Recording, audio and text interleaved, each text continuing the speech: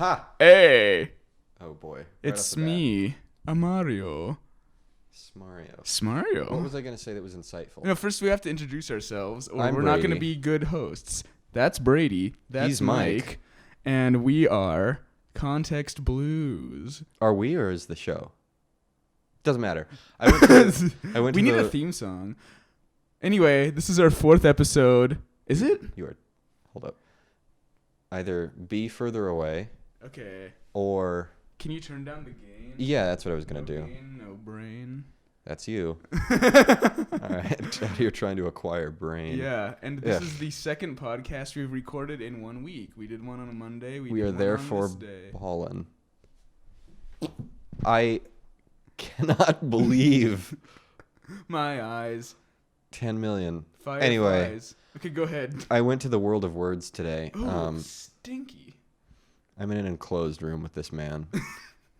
I went to the World of Words today, which is a resource here at our university.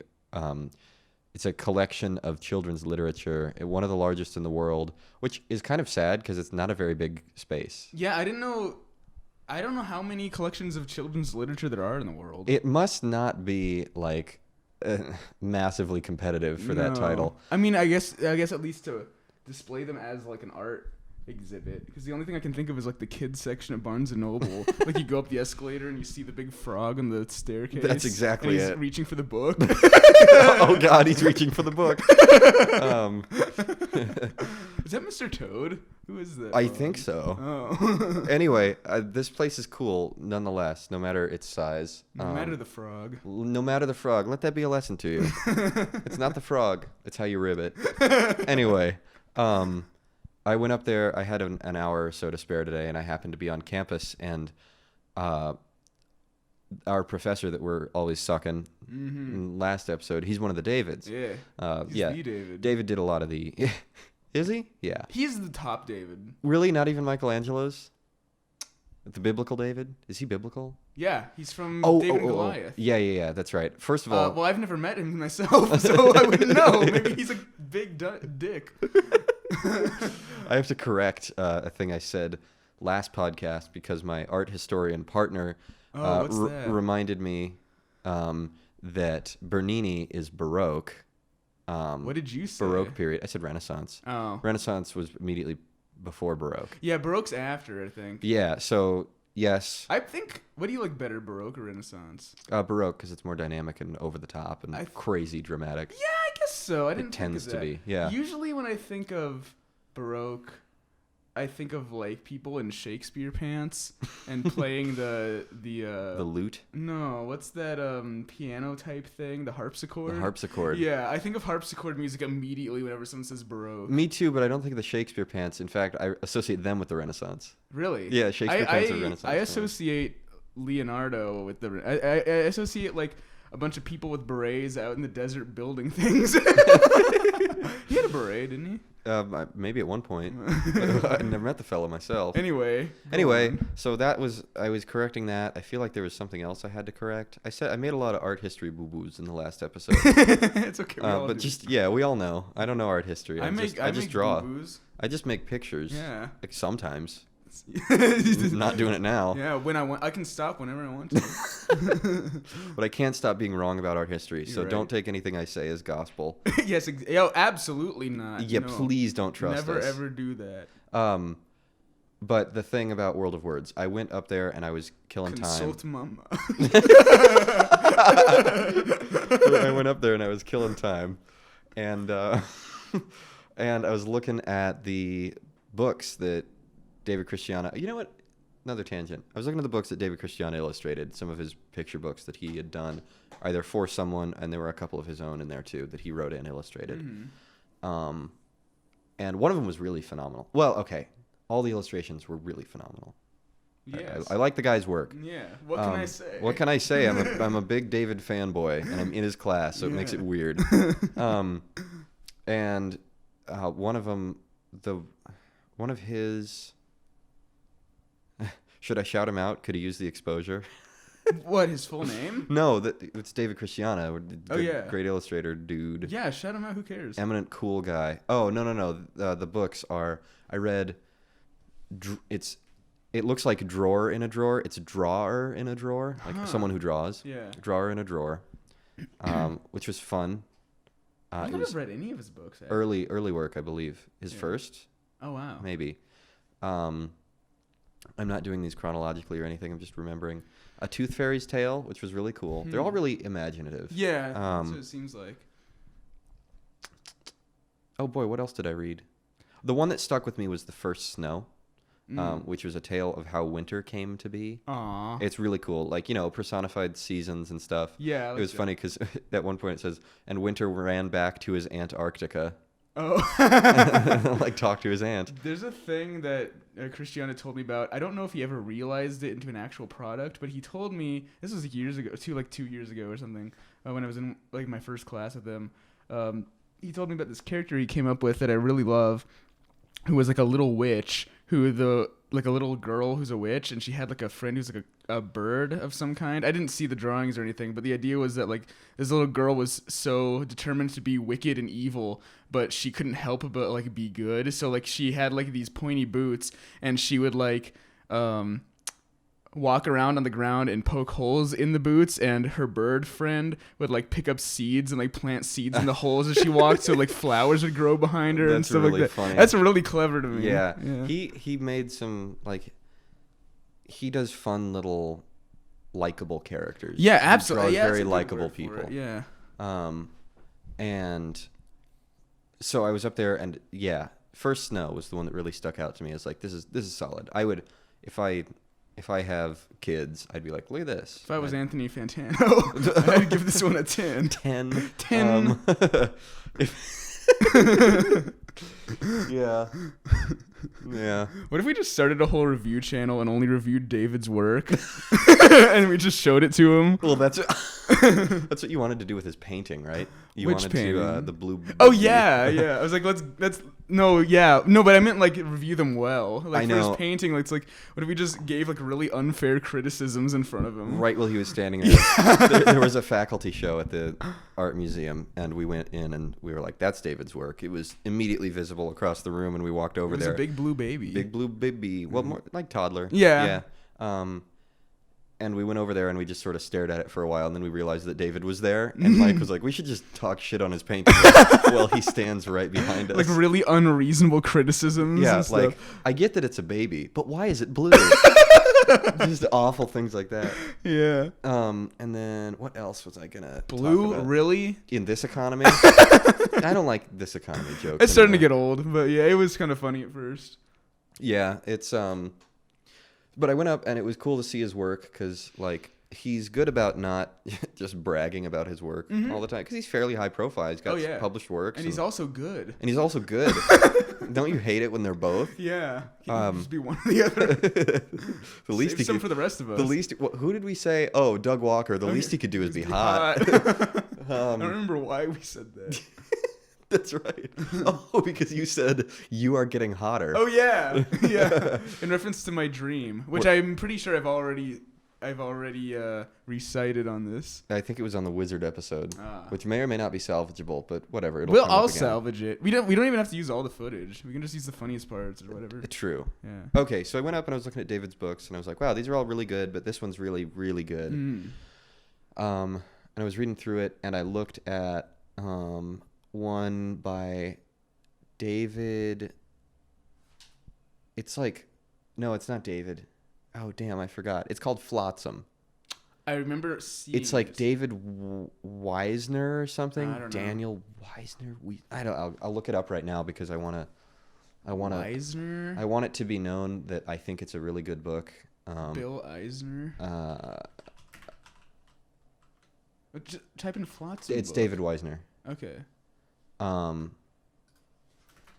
The book is called Flotsam. I remember seeing it, but not reading it. It came out in 2006, which perfectly aligned with when I was in elementary school. Oh. And I would see it at book fairs and stuff. Oh, you saw it when you were little? Yeah. Oh, that's cool. And I never read it, and I was like, this sounds really awesome. Yeah. And I read it, and it is absolutely really awesome. It's about a robot fish? Not entirely. It's I almost don't want to spoil it, but Okay. it's a really good story. So the draw is the really cool fish, like sea illustrations. That's an area I haven't tackled very much. It's like underwater stuff. Yeah, and he does it really, really well.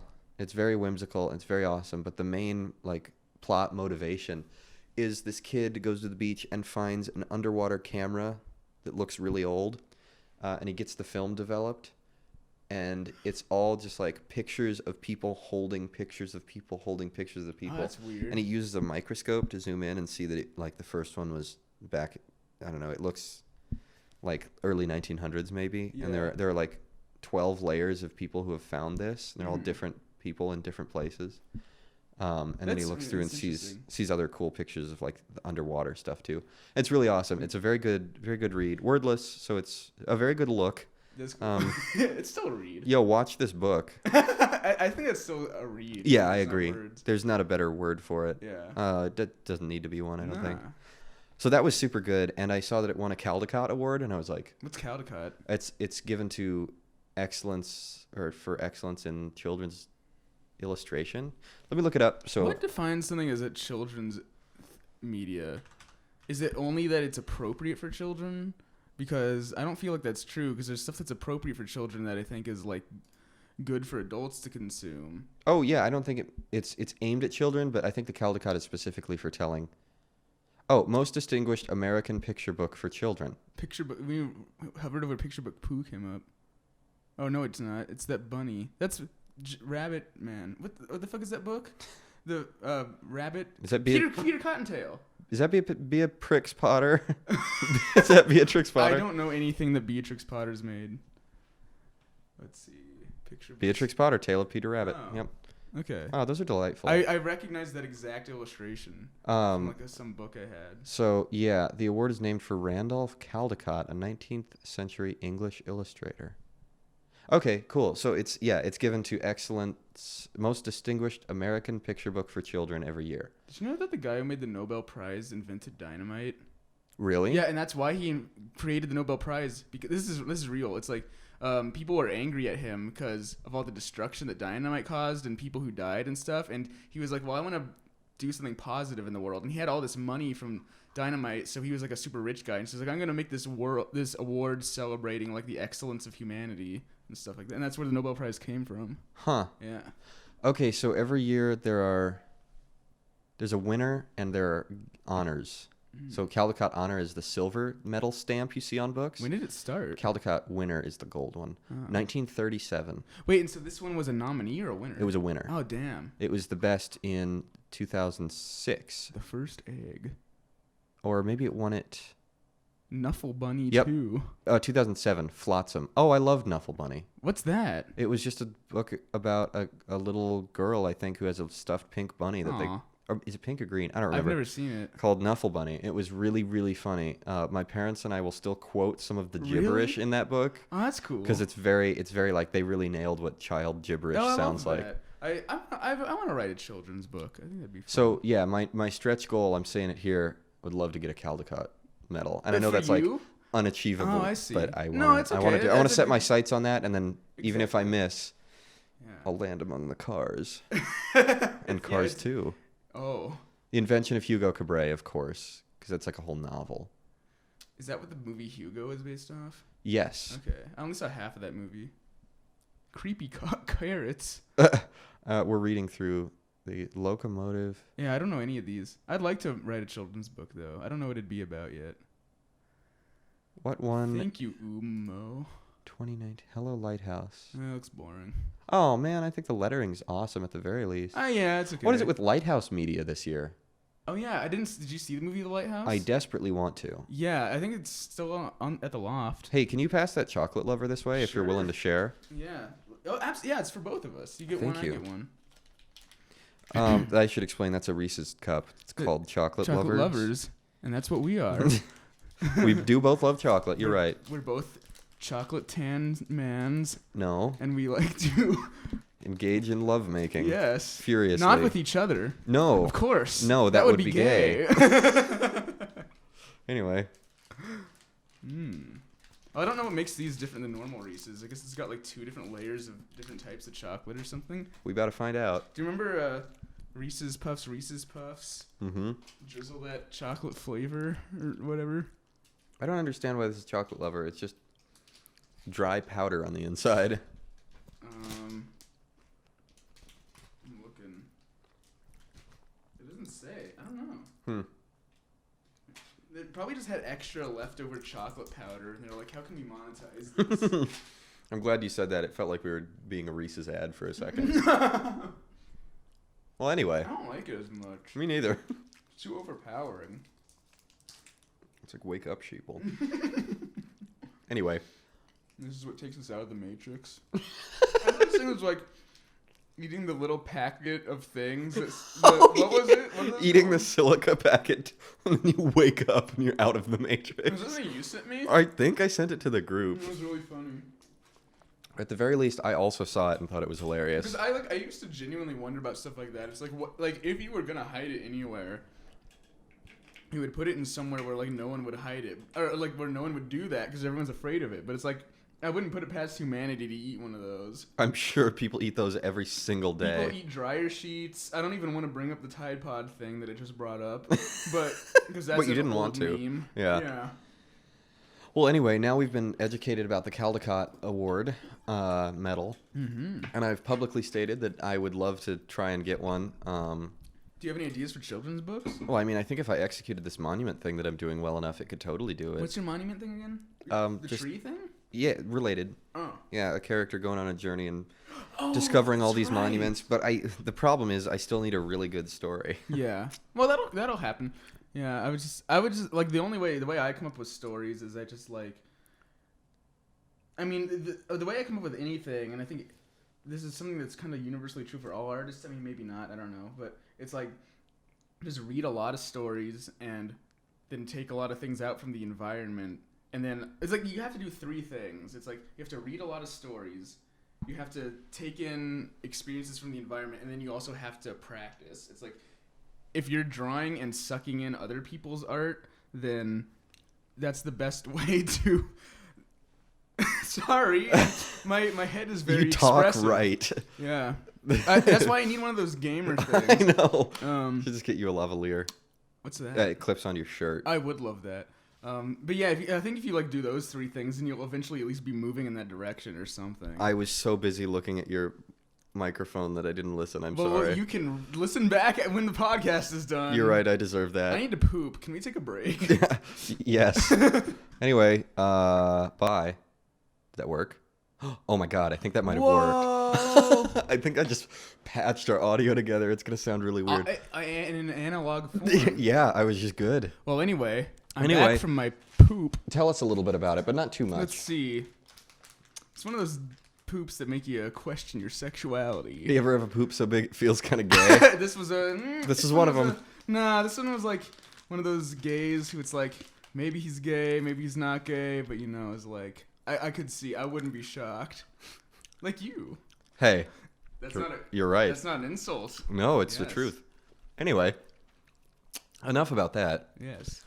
Skittles did not even bother trying to come up with a flavor that they thought would convince people for the white Skittles in here. The flavors are, well, I'll tell you. The flavors are, so dark red and dark blue are raspberry and blackberry. Red and blue, like light blue, are strawberry and wild berry. Oh, there's different shades of each color? Yes, and then white is yum berry. They didn't even try. Is there more than one shade of white? No. Yum berry? Yum berry. Anything. Yeah. Because the white is always the color for candy when they want to say it's a mystery flavor. Mm-hmm. I always did like that though. Yeah, I did like, too. Ooh, mystery, when white I was mystery. Little, I white supremacy Skittles. No. They're all white. I think I've seen a meme about that. Really? It's real? Well, it's really a meme. That's gonna sound awful on the mic. What? Chewing? Mm-hmm. Some people are into that. This is not ASMR. It could be. No. It's not up to us. That's right. Ew. I don't like it. I don't like yum berry. Did you have anything you wanted to say? Whoops. Hold on. It's going down in the DMs. Too good. Yeah, I have a... something I wanted to talk about. This morning I watched a really weird video that didn't really make me mad, but it made me kind of weird. You know. All right. Have you ever heard of a? Okay, first, have you ever heard of a YouTube channel? It's not very famous. It's called Mysterious Mr. Enter. Maybe. And he's like, I think he's a really young guy, and he just gives his commentary on things. And most of the time, I hate it, but I subscribe to him anyway. And I was listening to him this morning. And do you also know a YouTube channel called Extra Credits? No. Okay, they're like a game developer, like programming. They both sound familiar, like I might have heard the names. Extra Credits is really famous. It's like these little animatics, like high profile, like high quality animatics that explain concepts in programming and game development and like the politics in the game industry and stuff like that. And they used to be really well respected, but they've recently started releasing some really dumb videos about how like some video games normalize fascism and like stuff like that. And it's like their explanation is also like it's not even legitimate. It's just that like playing, if you're in a game where you can play as a Nazi, that's promoting fascism or something. Why did they take this dumb turn? I don't know. Probably maybe a change in leadership or something. Huh. That's weird. But anyway, yeah. So I mean, and everyone is mad at them right now. It's not like a brave thing to be against them, but anyway, I was yeah, maybe I should just go like this. Yeah. I'll hold it in my right hand because my right hand follows my head. Oh, perfect. Okay, so so I was watching this other guy who was talking about an Extra Credits video that was talking about how the Extra Credits video claimed that all art in media, and by extension video games, is political, whether it's intentional or not. Okay. And the Mysterious Mr. Enter guy was trying to explain that how dumb of an idea that was, and he was giving a bunch of ideas of like, I think I ended up disagreeing with him and actually disagreeing in favor of Extra Credits because he was trying to say that like, well, obviously not every work of art is or creation is an expression of a specific like political statement. Is that really what he thought that meant? I think that's what he thought that meant because he brought up like Tetris, for example. And he's like, and he made all these really dumb, sarcastic comments. And I don't even want to repeat them because it's so bad, but it's like, I don't think that's what that means. And I actually, but I still don't even know if I agree with Extra Credits because it's like, it's a question that has been like bouncing around in my brain for a while. And I've never really been able to come up with like what I believe about it. My art history professor seems to be of the belief that all art is political. Mm-hmm. And I think he's right. Just whenever I think about it, I tend not to think, or I try not to think like, does this have a direct political association that I can see? Yeah. But more like, is politics behind the creation of this art? And the answer is always yes. Yeah. Because politics is just, I don't even know what the dictionary definition is. I don't know but either. Like, it's just like the we should look it up. The inner workings and like the negotiations of those in power. Yeah, I guess because politics could be a lot of things. It's not just like, not necessarily just the specific established government or anything. Like there could be politics in a really small group.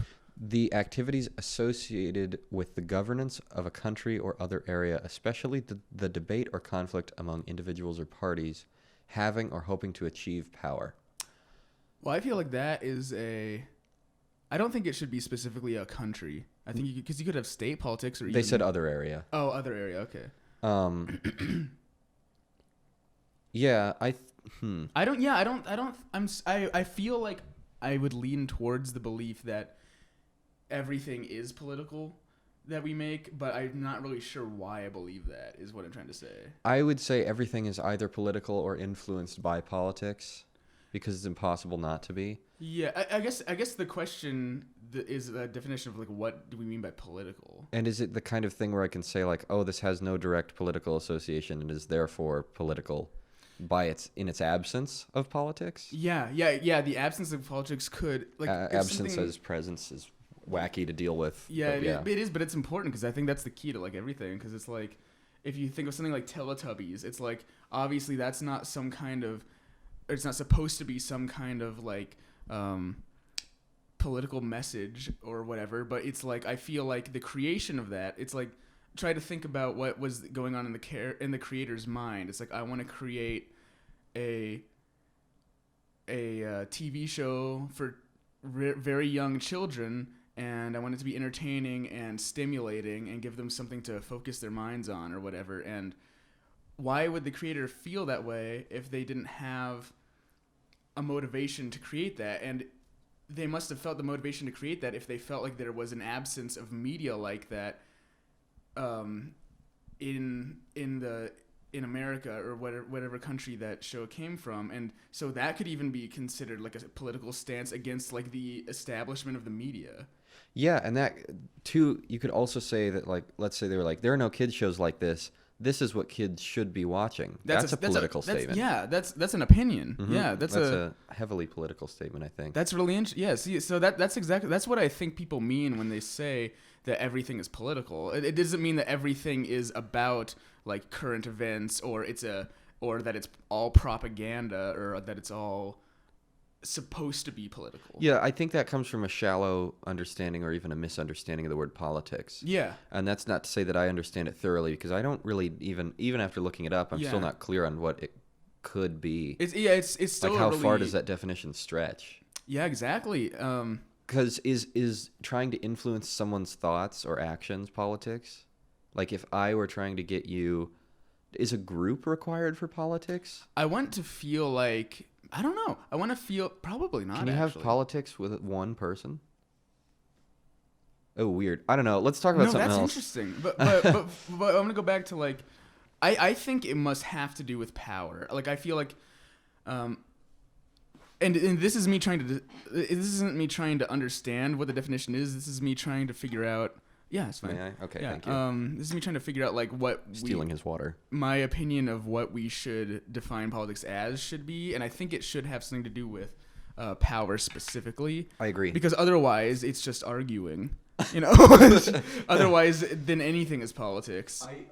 I have this distinct memory of one episode of Seinfeld that I saw. It was the first one where they're pitching the show about nothing. Oh yeah. And at one point, George Costanza says, because without a plot, it's just masturbation. And I think about it's that actually all the really time. funny. It's really funny.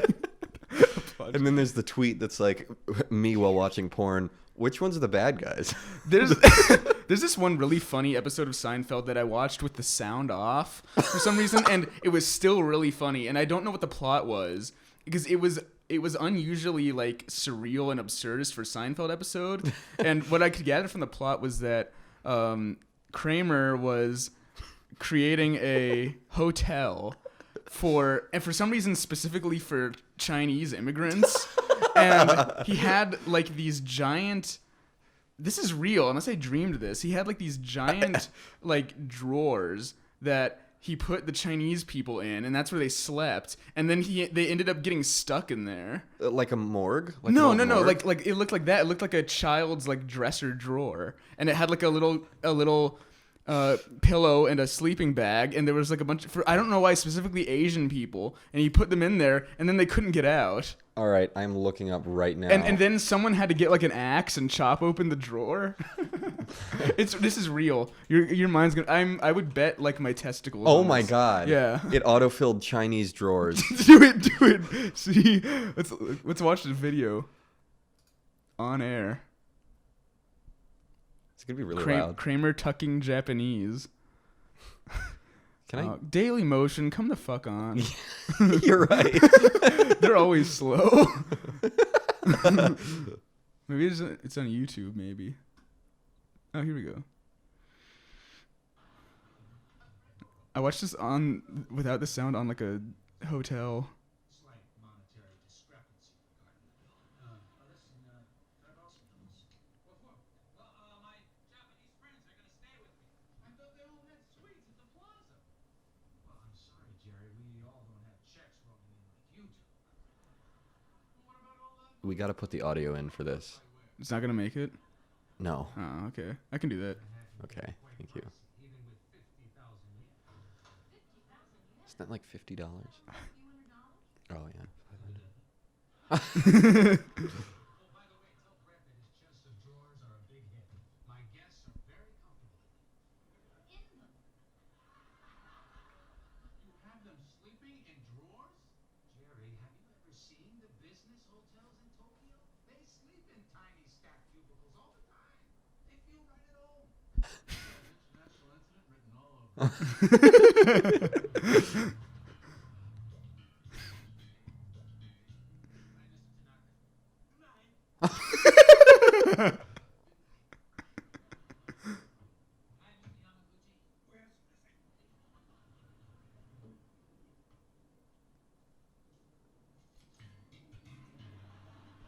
I Isn't that weird? I am astounded. I love how this has become the we sit and watch and laugh at Seinfeld podcast. Oh God, no! Anything but that. When he started talking about the Japanese, I was like, "Is this the famous racial outburst I've heard so much about?" May you have Kramer's racist outburst Is it the Laugh Factory? I've seen that video. It's really funny. I don't want to watch It's it. it's uncomfortable, but I'm the kind of person who I actually like uncomfortable, like cringe humor like that. No. Oh yikes, dude! Yeah. Here we are, 30 minutes in. We What are we talking about? Well, we stopped talking about an interesting conversation. Started talking about Seinfeld. What was our interesting conversation? We were talking about politics and art. Oh yeah, Like, even like, that was political. Can you have politics of one? Oh, that's interesting. Okay. Well, I want to lean towards yes. Like my intuition is saying yes, and that's because like I don't think that in our own brains we're really as like one as we think we are. Like I know this is already sounding like bullshit hippie Sounds a shit. little Freudian. I know it sounds Freudian. I don't know how else to phrase what I'm trying to say. Have you ever heard that weird thing where it's kind of like people who they've done experiments where if you shut off like part of your brain and then ask them questions, they'll have different opinions than when they had all their brain working and stuff like that. I haven't heard that. That's an actual thing, and so at least the apparent what that implies apparently, which this might not be the actual what's happening, but it implies that there's like more than one personality inside everyone at once. Weird. Which is weird, and that could be where like multiple personality disorder comes from. Or maybe it's like our prefrontal cortex takes all these potential personalities and like processes them and then manifests them in a way that's like palatable for everyone else to understand, which would be like as one person or something. Yeah. And so I guess whenever you're thinking at all and you're trying to understand like I'm going to let this part out of me most of the time, I'm going to repress this part of me, I'm going to explore this side of me, like maybe that could be considered a form of politics because you're deciding which part of you is having power over your brain. That's really interesting, and even if we're not considering that, which I think is a good thing to think about, politics wouldn't exist if a single, if you were in a vacuum. Mm-hmm. But because you exist in the world, the way that you choose to interact with the world, and like your own moral and ethical code, I think, is your own politics. Yeah. So yeah, I think everything is political. Whoops. Yeah, no, we would have to say, now that I think of it, it's obvious we would have to say that there is only, that you can have politics with only one person because, and I'm not trying to take this in like the solipsist route, but it's like. What does that mean? Solipsism is, so you know the idea that like we begin and end with ourselves. Like we're born with ourselves and we're going to die with ourselves and all of our experiences end with us. It's like, that's true. Yeah. But solipsists take it to an extreme where it's like, I don't believe that anyone else exists and that their personalities, it's like when you believe that everyone else is a robot, or it's like I am the only one who's conscious and everything else might as well just be particles bouncing around. And there's some people who actually believe that, and I think it's really unhealthy. That's what solipsism is. And but what I'm trying to say is that like since we begin and end with ourselves only, and we can't ever escape that because that's the human condition, it's like the politics that we create for ourselves, like you were saying, our own moral code and how we process other people's ideas, that really is just politics of one. Yeah. Yeah. So it's interesting. Are we going to really switch up the episode titles and have this one be called Politics of One? What was it going to be? Oh, I don't know. I was just thinking we have Tiny Toons Department of Political Correctness. Whatever episode 2 is, whoops. Suckin' Davids. Was it episode 2 the Doug Walker? No, episode 2 was the Shamecast. Mm-hmm.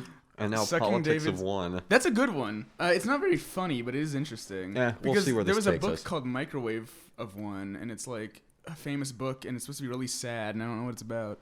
I know it's famous, and a lot of people like to parodize. Is paradise a word? Parody. I think it's just parody. Parody that title. So yeah, I guess I would argue that you can't have politics. You would have to have it. Has to start with one person. Yeah.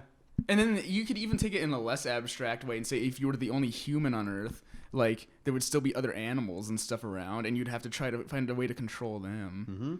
I think that everybody has a desire to control a little bit. Mm-hmm. I think that like. Well, that's part of like self-preservation. Mm-hmm. Yeah, it's like I don't remember if I ever talked about this on the podcast, but I probably did. Like I came to this weird epiphany, kind of on my own, of like you can't protect someone without controlling them, and that goes with yourself too. I'm now realizing it's like if you want to protect yourself, you also have to control yourself. You have to like set limits on yourself, and as hard as that can be, and that made me come to this other realization about like my philosophy of life. And it's like I'm obviously someone who's very pro be a free spirit, do whatever you want, and like as little limits as possible. Yeah. But what I'm starting to realize is like a more nuanced understanding of my belief. It shouldn't just be that everyone should just be able to do whatever they want regardless of anything. It's more like everyone should have the freedom to choose how to control themselves. Yes. It's like, because, if I really believed that I should have the freedom to do anything I want, then that would mean like murdering people and raping people, or like we talked about in the other episode, and it's a less extreme thing, but like saying the N-word. Yeah. It's like if I really believed in like absolute freedom, then I'd be going out and I'd be like, I'd have no friends because I'd be a horrible person.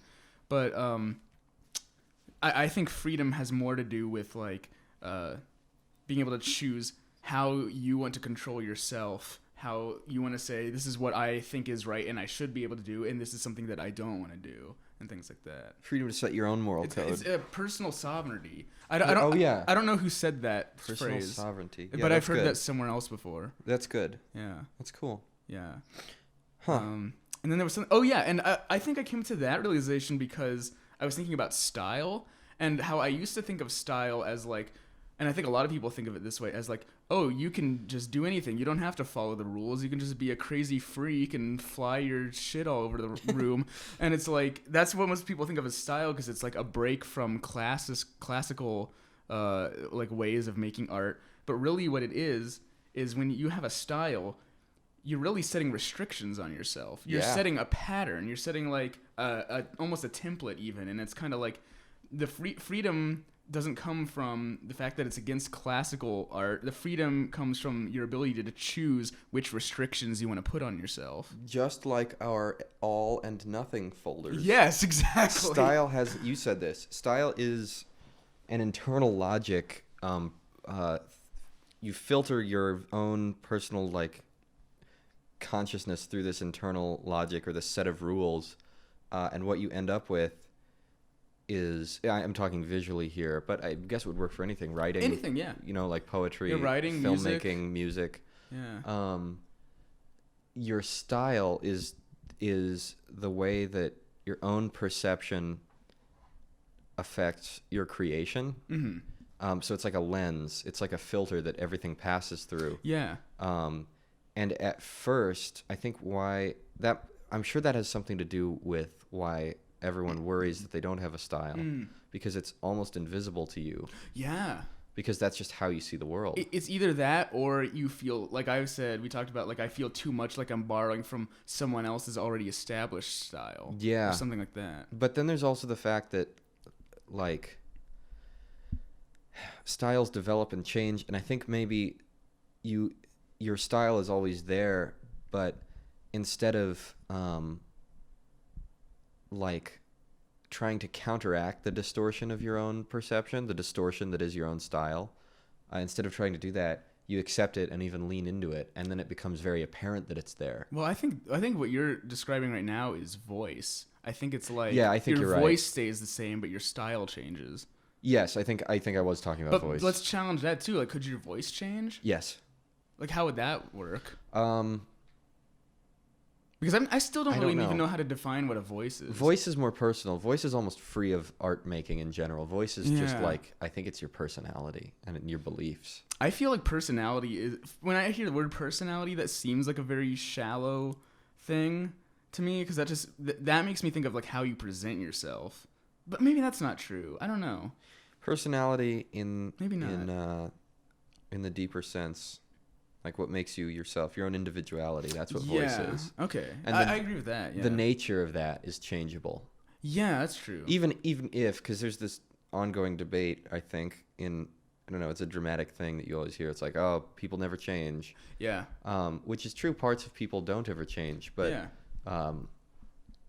Lots of things about people absolutely change daily or on a larger scale. When you have some life-changing event, Yeah. you're a different person afterwards. You're still anchored at a few of the same points, though. Well, that's one of the things, like one of the most profound sentences from Ratatouille, which I know how absurd that sounds, but it's true. No, when he's like, his angry dad is like, you can't change nature, and then he's like, change is nature.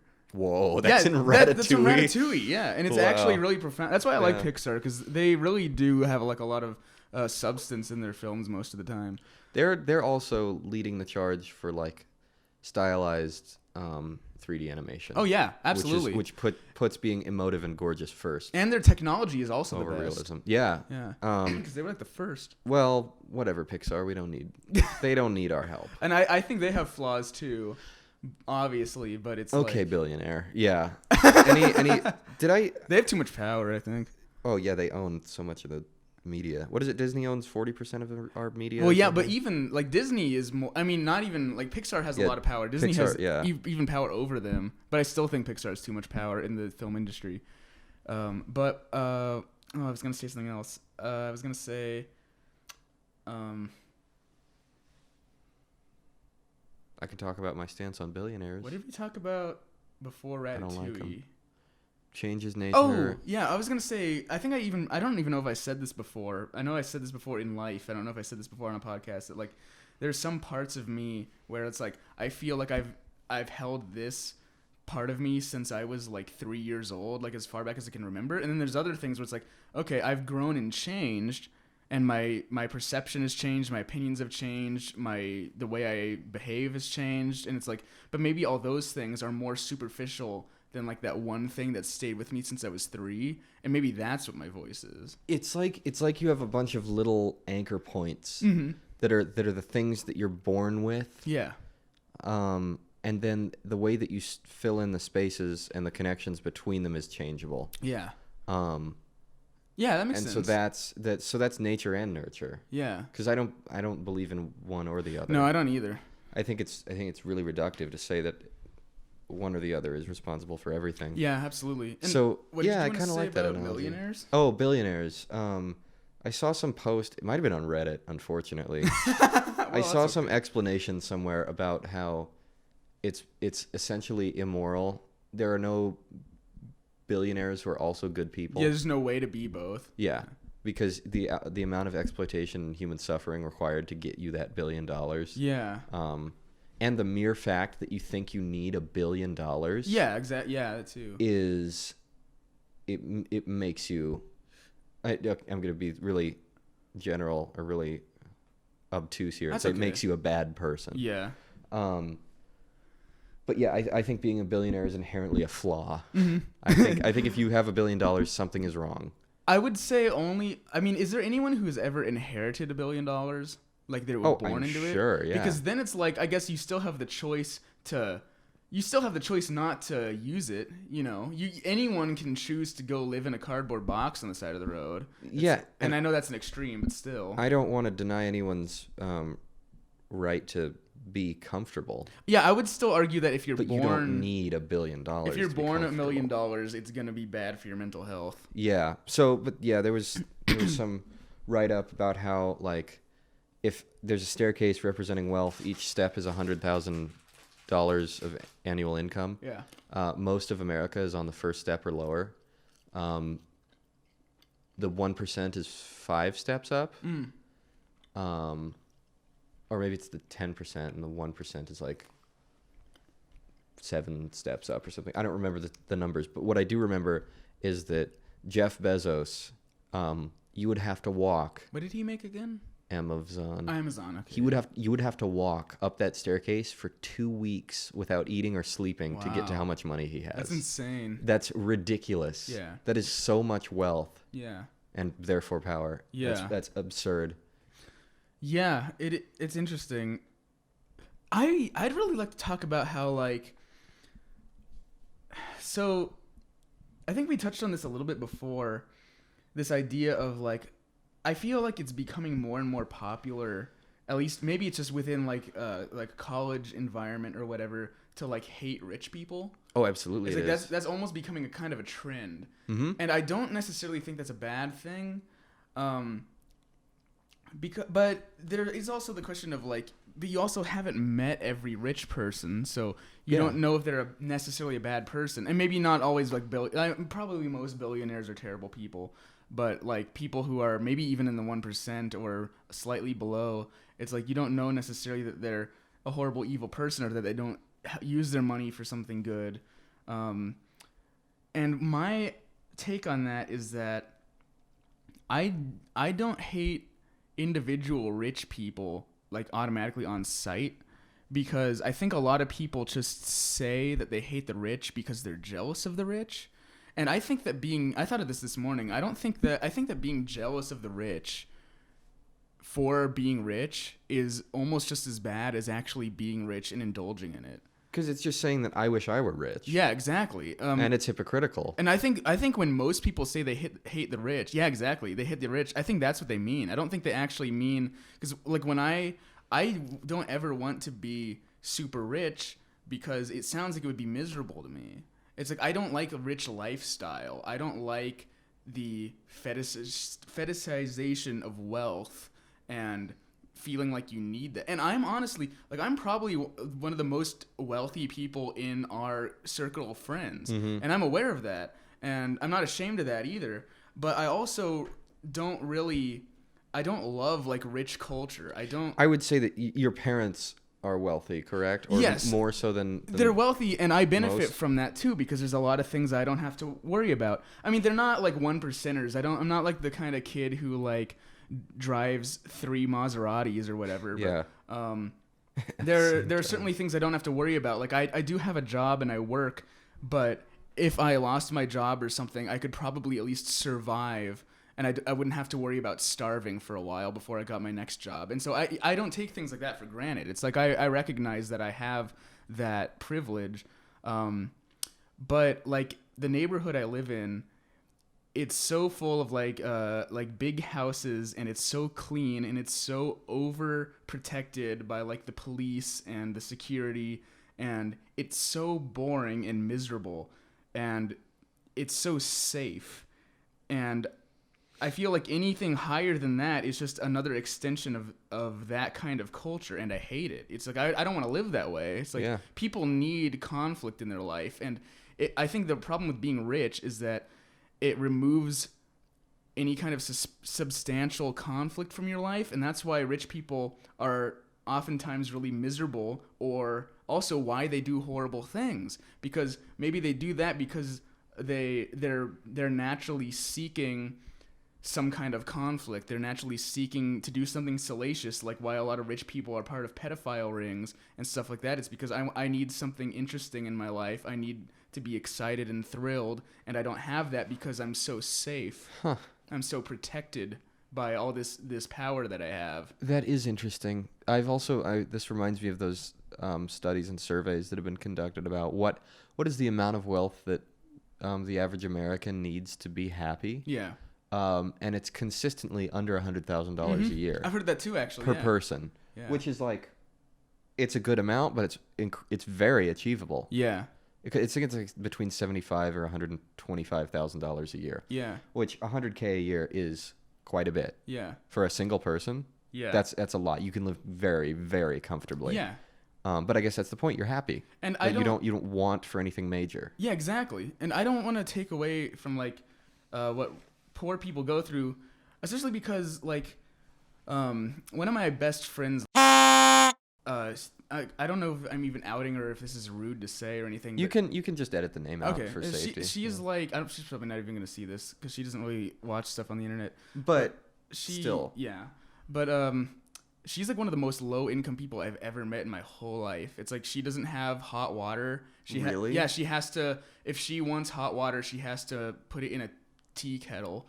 And she lives in a trailer out in the middle of nowhere, and there's like no other people her age around, and she doesn't have internet and she doesn't have cable, and the only time she watches things is like on her TV, and her house is so small, like the smallest hallways I've ever seen. But I go to her house fairly often as I can because she lives so far away from me, and I feel very comfortable in her house. And I'm not just trying to say that it's not hard to live that way, but it's like she has a very nice family. And everyone is so nice and open-minded, and that's really cool. Yeah, it's really interesting. Like her dad walks around in drag and stuff like that, and Whoa, it's like nobody that's really cares. Cool. Yeah, it's awesome. They're all like they're into witchcraft and stuff, which I think is also kind of cool. Even though I don't believe in it myself, I still think it's interesting. And it's just kind of like I feel like obviously they have a lot of challenges that even you and me don't have to put up with. But I still feel like living that way would be preferable to living like a Jeffrey Epstein type of person. You know? I know that man. He didn't kill himself. Yeah. You know, that's a good meme. Yes, it is. That's funny. I think it's really funny. Sleeper. It's good. Yeah. And that needs to be looked into. But anyway. Yes. I mean, we know he didn't do it. I would be shocked if a coincidence that monumental lined up. Yeah. What was I going to say? Oh, I think a lot about how I want to, financially, how I want to live. Mm-hmm. And I oscillate between being like, I don't need any of it. I need like a bed, yeah, clean clothes, yeah, and enough food. Yeah. That's it. And assuming I have like a house and water and things like that. You know, basic human rights. Yeah. Access to information. Absolutely. And money to buy art supplies. Yeah. Which might not, like, my art supplies could be old burlap sacks if I had to. Yeah, I think about that all the time too. I had a friend who just went dumpster diving and found wooden boards and painted on those. Yeah. I think that's kind of cool. Yeah, if that's been a comfort since I love art and art making so much. Mm-hmm. It's nice to know that is something that I really can't have. Also, they can't take away from me, which is so weird. It is but weird. Like, I don't know why I almost said that. Like misfortune. Barring horrendous injury or things like that, even still, yeah, I do what David's been teaching us, draw with my toes or whatever. That's like I don't think art should be considered a privilege. I think it's so human. It's not like superfluous, even though it seems that way. And I think it seems that way because art is so often associated with like media and products and things that are superfluous. Yeah, can I make a bold hot take that's not that hot? Hell yeah. My lukewarm take is that people think art is superfluous because it's often people think that non-commodifiable art is superfluous. What does that mean? Oh, like things that you can't sell. Like fancy high art? Yes, things that don't have an immediate monetary value and contribute to the economy directly. They think those are superfluous. Yeah. And they're like, oh, I like art when it's, like a sneaker design or something. Oh, I hate that too. Yeah, okay. But I think the where that comes from is because there's the idea of like, well, if all you're worrying about is like your artsy-fartsy art project, then I guess you don't have a lot of other things to worry about. That is so untrue. And I think that's really untrue. A lot of really poor people make some of the like most profound art in the world. And a lot of the rich people, usually when rich people do, and this is also a general statement, but usually when rich people do stuff that's like artsy-fartsy and trying to be profound, it comes across as like really contrived and really forced and not actually saying anything interesting. Yeah, and I think this is, again, we talked about it last episode, that our joke about the inverse relationship between the quality of Yeah. art and the quality of life, and that's untrue in a purely technical sense. But I've sort of lost what I was going to say. I looked outside and it was really pretty, and I was like, Well- "Ooh, nice sunlight," and then I forgot. But I was going to say, people make art in the most dire situations, Yeah. and so it's not that they make art because they have nothing else better to do. Mm-hmm. They make art because it's the best thing they can do. Yeah, it's a human reaction to being alive. Yeah. I think that, and going back to like quality of life, I think that quality of life has very little to do with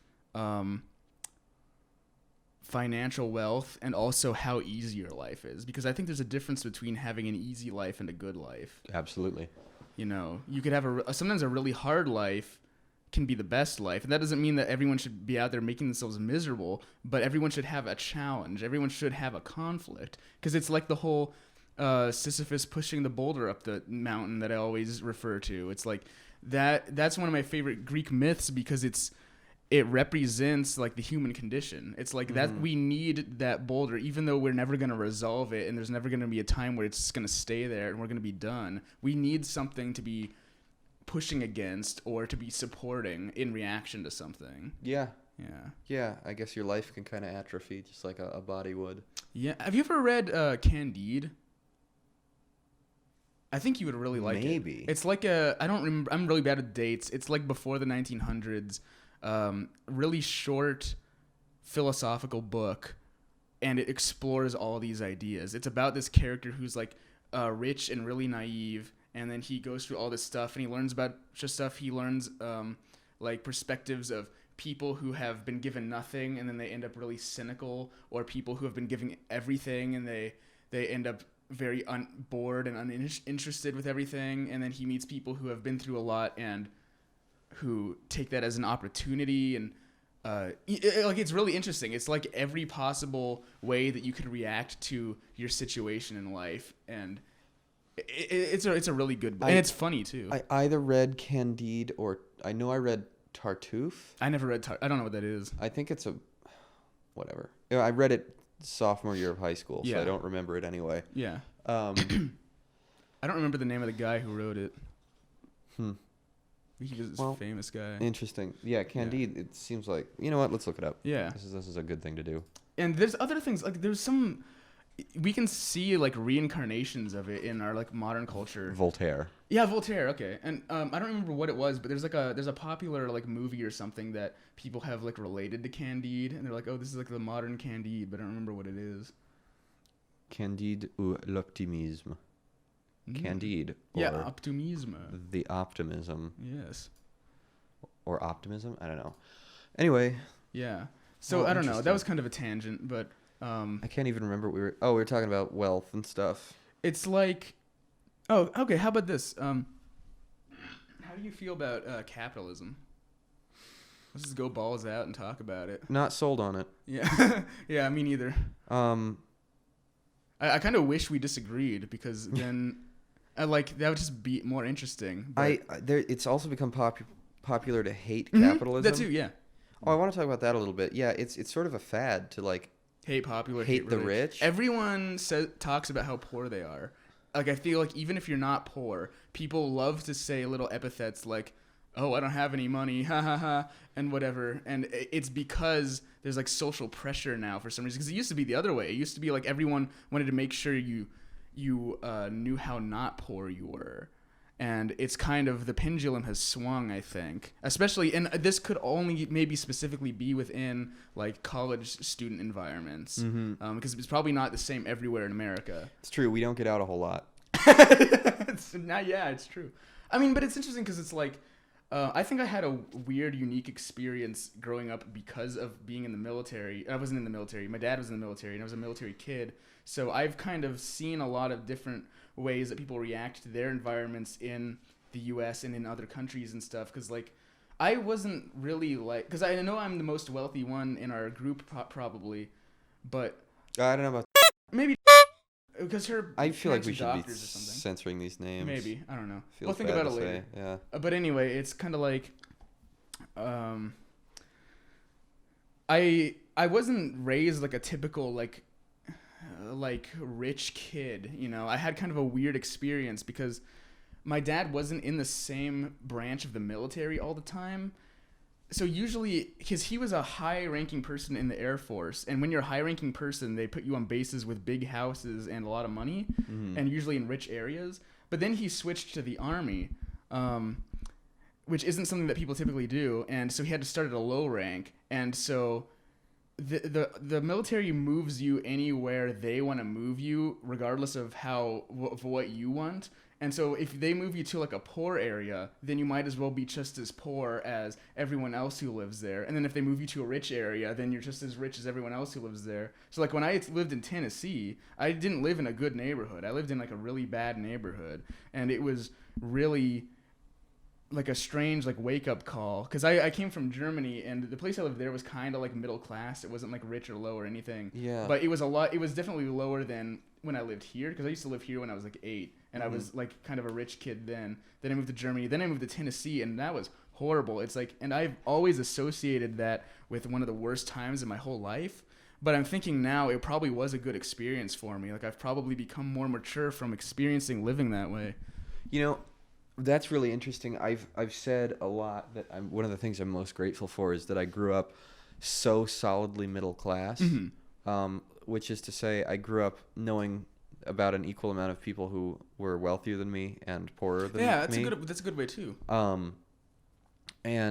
I guess there's something to be said for experiencing everything, for like experiencing both extremes versus experiencing the middle only. Well, I never experienced like extreme poverty. I never was like homeless or anything. Yeah. And I'm not trying to say that. I'm just saying I've had more of a taste than just having one solid financial like lifestyle my whole life. And that's where I've been my whole life. I've been middle class very solidly. Usually like middle class. Well, that's never better than just being lower, either just right extreme the whole time, I think. Yeah, being either extreme the whole time, but I think a variety of experience is good. But I will say there are merits to being right in the middle. You're not struggling with anything so severe. You learn moderation, but you also don't go hungry. Yeah. Yeah, that's true. You learn to be happy with just like enjoying time on your own, or at least I did, doing things that don't cost any money. But you also like, you know, going to the library, taking public transit, which does cost money but is cheaper. But you also get to go on like a couple fun family vacations, one a year maybe. Yeah. We don't take a lot of vacations. We don't anymore. We used to. It's hard because I'm never there. But anyway, yeah. And like my schooling, I've always been in a really like my schools have always been diverse. I've never been to a rich school or like a school in a poor area, like a really poor, like a school that nobody gives funding to and is bad and like underfunded, which sucks. It's awful because like those people need the most help. Yeah. Although I think things are being done. Do you want to know something weird? This kind of sorry to interrupt you. No, go ahead. The poorer schools that I went to were the most like it's like they were the most strict, because it's like the poorest school I ever went to was the one where they made me wear like a uniform every day, and I had to wear really uncomfortable clothes, and I had to tuck my collared shirt into my pants and stuff. And the really rich ones are the ones where they let people like show off their midriff and walk around and stuff. And it's because like it's all because of appearance. It's like the poor schools are going to try as hard as they can to look like they're not as poor as they possibly are, or to look like they're not associated with gangs and stuff. And that's why they have stricter dress codes and policies and stuff like that. Yeah, boy. Episode what is this? The 4? last one's going to be 2 episodes. So. Oh, that's right. This is 5. This is 5, I forgot guess. about that. We'll have to come up with another title. The 5 cast. Oh, God. Let's not what even if every start episode that. was just the 5 cast, the 6 cast, the 7 cast? Oh, there you awful. said it. Well, episode 5, and we're already trying to solve the problems with the American education system. Well, no, yeah, like I don't think I'm trying to solve any of this. I think just think talking about it's better than not talking about it. But I guess the thing that I was saying with like my diverse classmates is that I've if I haven't lived it myself, I've at least experienced it. I've gone Vicariously? yeah, and I've made friends, and I've gone and existed for a few days or hours in those situations. Yeah. Like I've gone and I've spent a lot of time at the houses of people who are a lot richer than me, and I've spent a lot of time at the houses of people who are a lot poorer than me. That's important, I think. And so if nothing else, I think I've developed a little empathy for both, or like a better understanding. Yeah. Even if I never did it myself. Yeah. And there's no correlation between your income and how good a person you are. No. There's just not. Yeah. But it's yeah. So I'm Except grateful. for billionaires. Yeah, they suck. I'm grateful for that. Yeah. That's a good thing.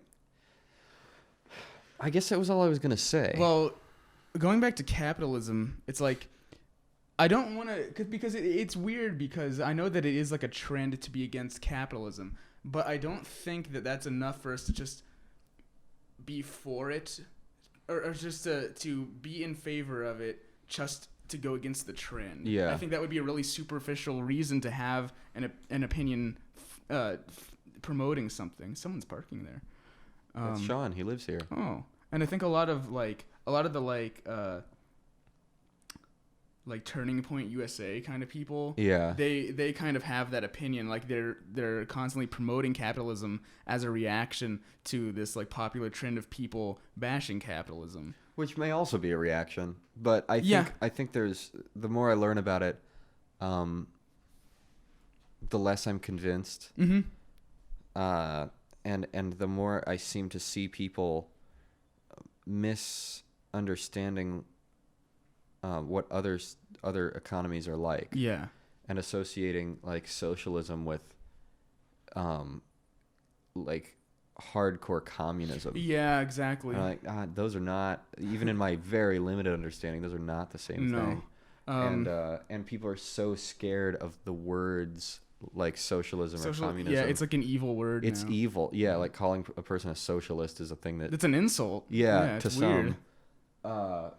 It's just so like it's too political. Mm-hmm. Of course, it's impossible not to be, but it's like you can't say these words without setting somebody off. Yeah. And so it's really hard to have a meaningful debate. Yeah. Yeah, it is. and it requires such an understanding. Mm-hmm. Like you have to know how the entire system works. I if think you a wanna lot of consider yourself people, informed. a lot of people just, I mean, this is obviously a presumption, but just based on my experience, like I think a lot of people just go off like what their parents have told them and what people around them have told them. Because like I used to be pro-capitalism because of the way like my dad explained it to me and stuff. But the more and more I think about it, the more I realize that like his explanations were flawed. Yeah. And his reasoning was flawed. I think that like one of the arguments for like the free market and stuff, and I think the market should remain free, but I don't think that it's a good thing. Does that make any sense? It's like a lot of people have like this unwavering faith in the free market because they say like naturally bad ideas will go down. They won't be successful because people won't buy them, and good ideas will rise up. And that's like the gamers will rise up. The best ideas are the ones people are gonna pay for, and so we're gonna have a society full of good ideas and good products. And that's the argument for like the free market. But obviously that isn't true. We're gonna have a society full of popular ideas. Yes, because well-marketed ideas. Convenient ideas, because people favor convenience over substance in general. Yeah. That's why otherwise McDonald's would not be the richest restaurant ever, and It's also not the best. one of the worst restaurants ever, you know? Yeah. So that I think is one of the biggest flaws of That's a really good capitalism. point. So you think that a market by nature, or a good market is one that is free, but good is the wrong word there. But it's like more a property than a good quality. It is a neutral quality that it is free and it has to be monitored. Yes, absolutely. It's neutral. Well, I don't even know if I want to say monitored. It has to be understood that it's not good ideas that are rising. It's you have to understand that it isn't a good thing. My philosophy is It's a because neutral I thing. don't because I'm still skeptical of socialism. Me too, Even but though I don't. I don't know. I'm not gonna say I don't understand it completely. I don't understand capitalism completely. I don't understand anything completely.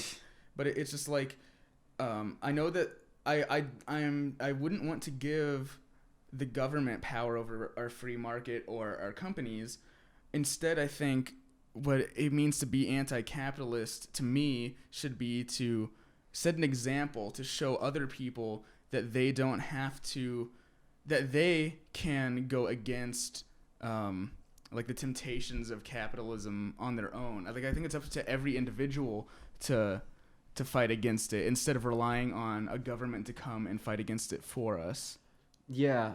You know. And the unfortunate thing about that is that fighting capitalism is often expensive. Yeah, and also it's also our participation in capitalism is involuntary. Yeah. Even though people say capitalism is voluntary because we make voluntary choices to purchase things, it's like if we were born in a capitalist country, you have no choice but to participate in capitalism. Mm-hmm. You know.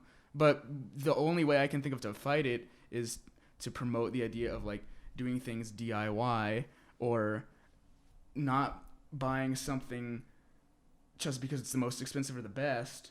And that's honestly one of the things, like, and like we've argued about this before, but like that's one of the reasons I always say, well, like, why not just buy Walmart oil paints instead of buying the more expensive ones, even if they're better? And yet Walmart is the ultimate capitalist That's organization. true. That's true. And I'm saying buy the good ones from a smaller company. Yeah. Okay. You're right. I'm wrong. Never mind.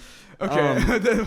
Yeah. Like I didn't think of that. Also, in making art, if you have the money, the better stuff, the more expensive stuff tends to be a better experience. Yeah. So like it doesn't inhibit you as much. Now, if you want the struggle to come through, like our boy D. Chris, Who's that? David Cristiano, Oh. Yeah.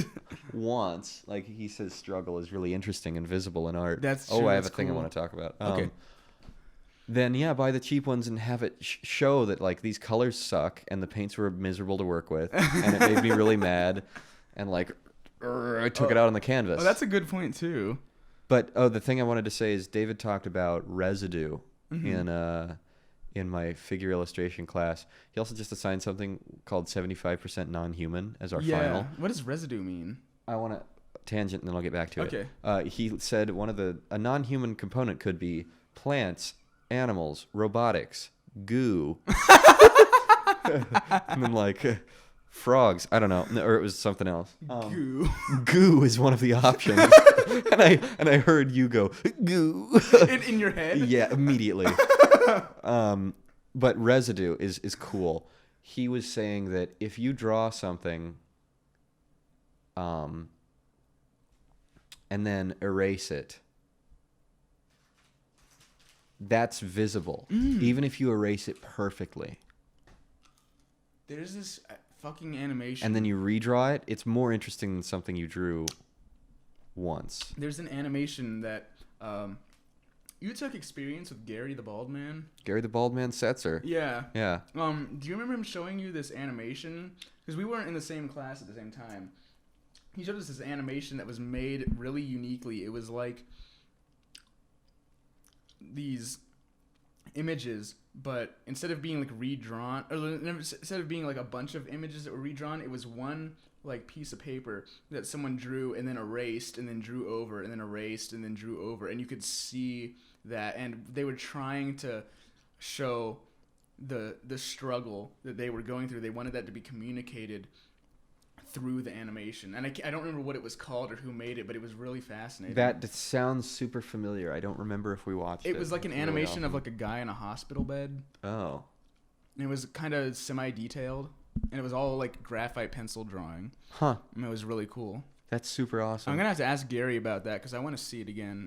He still says hi to me Yeah, I saw him the other day. every like time we pass in the hallway. He's like, "Hey Brady," and I'm Yeah. like, "Hi Gary. I had one class with you." I love him. Yeah, I do too. But like, why does he Maybe he's just really good I think with he's just a names. good person. Oh, and he's awesome. Yeah. He's super cool. He's And a friendly guy. I liked his sculpture for the faculty show, which seemed like a little bit of a fuck you. Oh yeah, I like the one with the letters on the floor. Yeah, it was literally just black wooden cutout letters that said a sculpture consisting of purchased wooden letters arranged on the floor. That was a very. That's what it spelled out, and then they put little like stanchions around it. That was a very It's really funny. Duchamp move.